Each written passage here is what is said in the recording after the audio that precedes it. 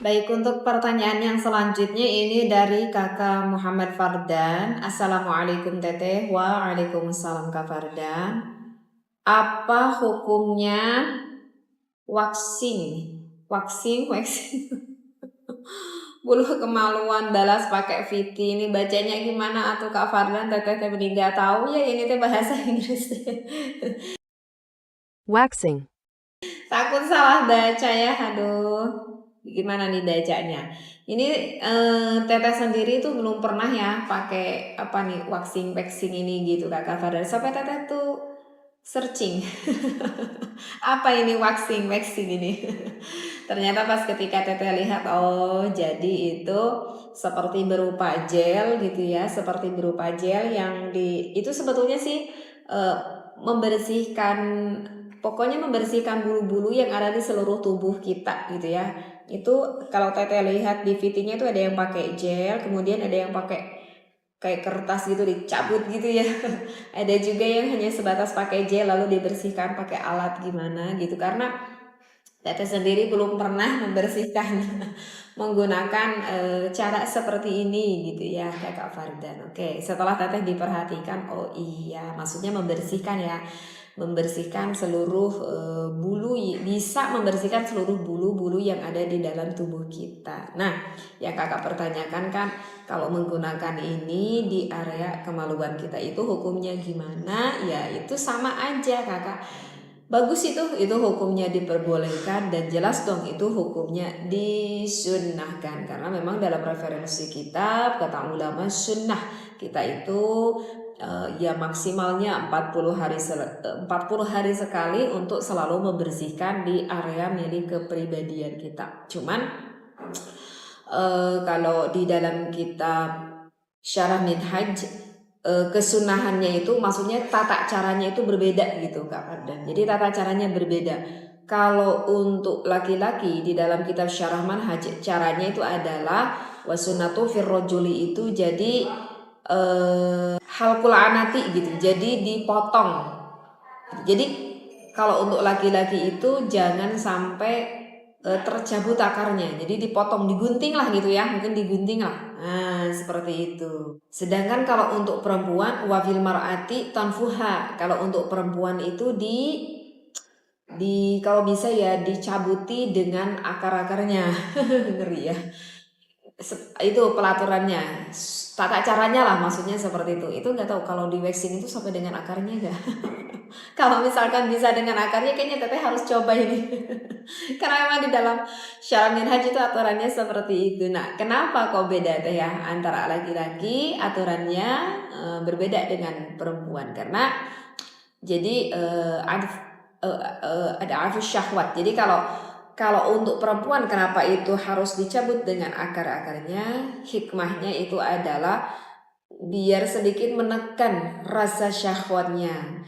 Dan untuk laki-laki kenapa tidak disarankan atau tidak dianjurkan itu sampai dicabut dengan akar-akarnya, cukup hanya dirapihkan dengan dipotong saja, karena kalau misalkan dicabut dengan akar-akarnya itu dapat mengakibatkan turunlah syahwatnya seperti itu. Jadi kalau intinya gini, kalau dicabut akar dapat menurunkan syahwat, kalau hanya dipotong saja tidak dicabut dengan akarnya justru itu terbalik, akan meningkatkan atau meninggikan rasa syahwat kita. Nah, baru kalau untuk penjelasan hikmah ini ada di dalam kitab Hasyiah Bujairomi ya.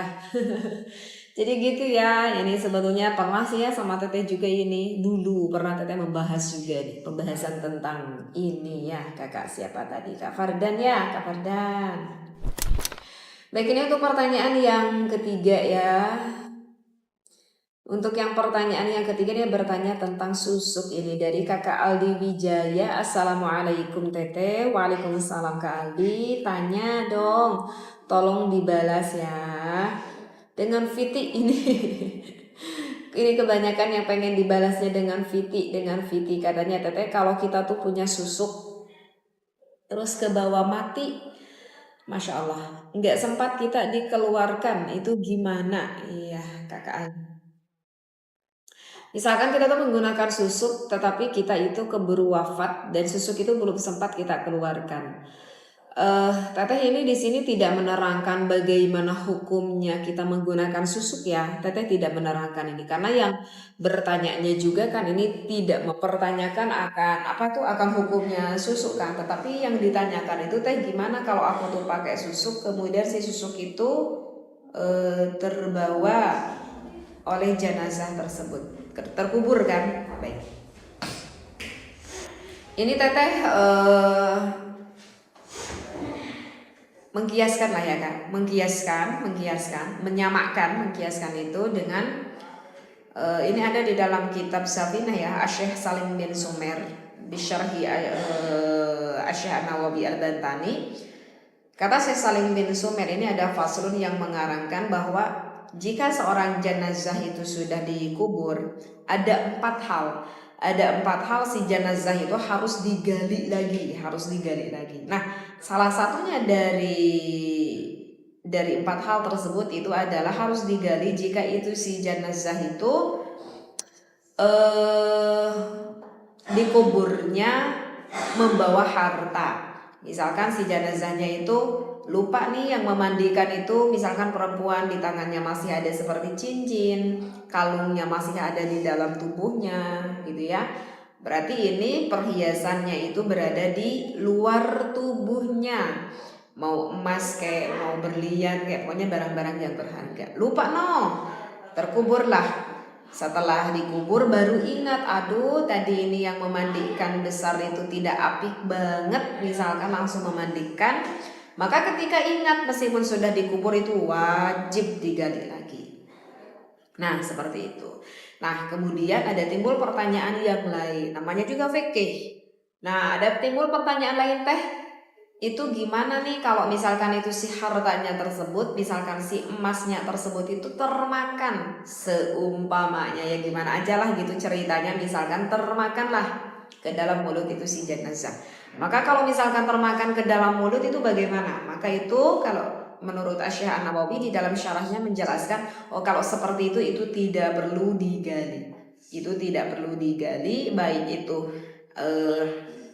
ada yang memintanya pemiliknya ataupun tidak, seperti itu. Kecuali, ini masih ada kecuali jika emasnya atau barang yang berharga tersebut yang termakannya itu adalah harta milik orang lain, misalkan itu ternyata termakan ini misalkan alinya itu milik tetangganya, cincinnya itu milik tetangganya. Nah, jika itu hartanya milik orang lain dan ternyata itu si pemiliknya tetap ingin mendapatkan emas tersebut, ya Masya Allah, tabarakallah, maka mau tidak mau itu si jenazah harus digali, ya berarti nanti harus diotopsi kali ya, aduh ya Allah, dibedah kali ya, seperti itu. Nah kecuali kalau misalkan si ahli warisnya itu aduh kak, masa juga itu harus dibedah jenazah orang tuaku, misalkan kata anaknya, ya sudah kak, ini harta kakak itu yang termakan oleh jenazah, misalkan ibunya, misalkan akan saya ganti, berapa kak akan saya ganti. Nah kata orang pemiliknya, oke deh kalau begitu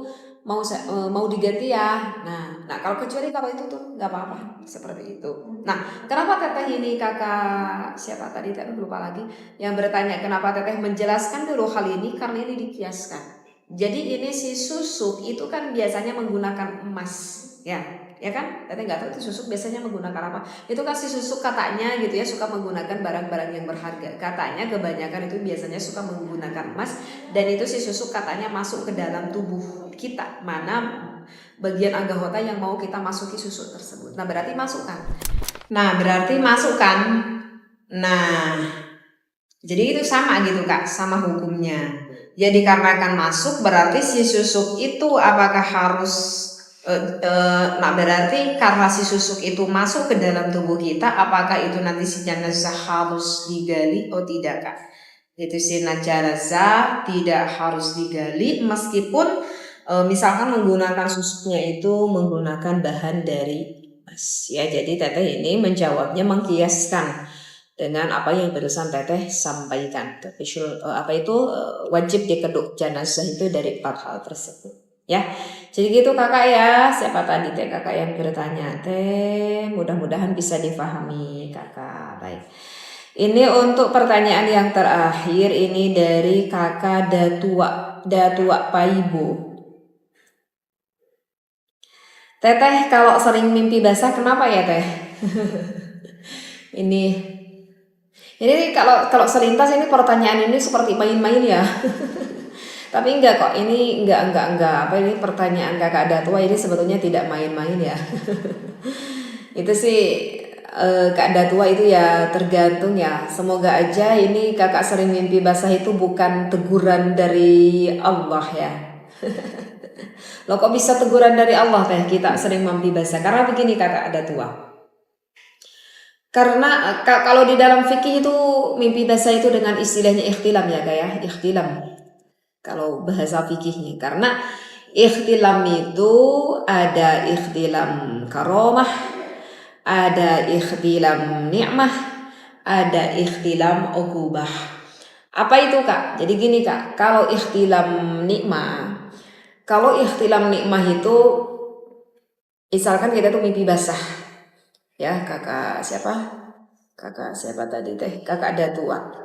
Misalkan kita itu ketika kita bangun tidur itu keluar air nutfah. Tapi dipikir-pikir sama kakak Datua, aku malam mimpi apa ya gitu. Aku nggak ingat itu aku malam itu mimpi apa ya, karena kalau mimpi itu terkadang nggak puguh cerita alurnya ya, tahu-tahu loncat-loncat kalau mimpi itu biasanya ya. Kata kakak Datu, aku nggak tahu ya, diingat-ingat aku mimpi apa waktu malam. Tapi kok tahu-tahu sekarang aku ketika bangun ada basahan. Oh ini ternyata air mani. Maka itu dikatakan dengan ikhtilam nikmah. Yang kedua itu ada dengan dikatakan dengan ikhtilam karomah. Yaitu adalah ketika kita bermimpi, ya seperti kita mimpi melakukan hubungan biologis dengan sempurna. Tetapi di dalam mimpi itu adalah sesuai dengan ilmu syariat, sesuai dengan ilmu fikih, sesuai dengan ilmu akhlak yang memang diajarkan gitu oleh baginda Nabi Muhammad SAW. Jadi mimpinya itu kayak sempurna, bahkan dari awal sampai akhir, dan mimpinya itu sesuai dengan syariat. Mimpinya kita bermimpi dengan istri kita di dalam mimpi tersebut, atau seorang perempuan yang bermimpi dengan suami kita. Nah, kalau ini bisa dikatakan ya ini adalah rizki dari Allah, ya ini dikatakan dengan ikhtilam karomah. Nah, yang ketiga ini kakak nih, nggak tahu ini kakak mimpinya masuk kemana. Yang ketiga itu adalah ikhtilam ukubah. Kalau ikhtilam ukubah itu kakak bermimpinya itu tidak sesuai dengan syariat agama yang dianjurkan bermimpinya itu.